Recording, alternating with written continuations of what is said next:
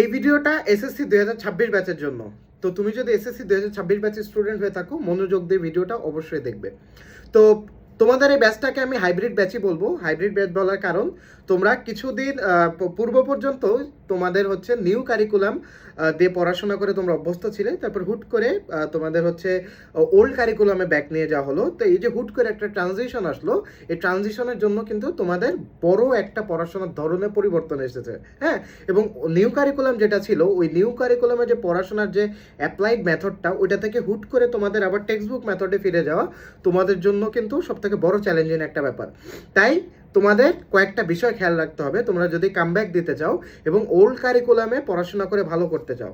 প্রথমত, তোমরা লাইফে কখনো বোর্ড এক্সাম ফেস করোনি, তো এটা তোমাদের জন্য অন্যতম একটা চ্যালেঞ্জিং বিষয় যে তোমরা বোর্ড এক্সামে নার্ভ কিভাবে কন্ট্রোল করতে হয় বা বোর্ড এক্সাম এক্সপিরিয়েন্সটা অ্যাকচুয়ালি কেমন এটা তোমরা জানো না।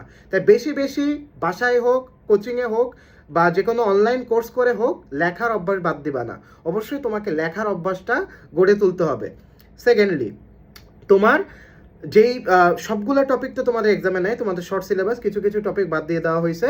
তো তোমাদের যে টপিকগুলো আছে ওই টপিকগুলোতে তোমরা যারা কমার্সের স্টুডেন্ট আছো তাদের জন্য অ্যাকাউন্টিং ফাইন্যান্স, যারা হচ্ছে আর্টসের স্টুডেন্ট আছো তোমাদের জন্য ইকোনমিক্স, আরও যে তোমাদের ইকোনমিক্স, তারপরে হচ্ছে ভূগোল, আরও যে মাদার সাবজেক্টগুলো আছে, এই মাদার সাবজেক্টের সব থেকে কঠিন চ্যাপ্টার যেগুলো আছে ওইগুলো আগে নোট ডাউন করো। ওকে, নোট ডাউন করে এই যে ঈদের মাঝখানে তোমরা একটা গ্যাপ পেলে, মানে ঈদের আগ পর্যন্ত তোমাদের যে গ্যাপটা আছে, এই গ্যাপটাতে ঈদ পরবর্তী সময়ে তোমরা তোমরা একটা টাইম লাইন সাজায় ফেলো যে আগামী 3 মাস বা আগামী 4 মাস আমি আমার এত এত গ্যাপ আছে, এই গ্যাপগুলো আমি কমপ্লিট করব। আগে গ্রুপ সাবজেক্ট শেষ করব, তারপরে হচ্ছে আমরা জেনারেল সাবজেক্টের দিকে যাব, বা জেনারেল সাবজেক্টের সাথে সাথে গ্রুপ সাবজেক্ট প্রতিদিন 2 থেকে 3 ঘন্টা আমি সময় দিব।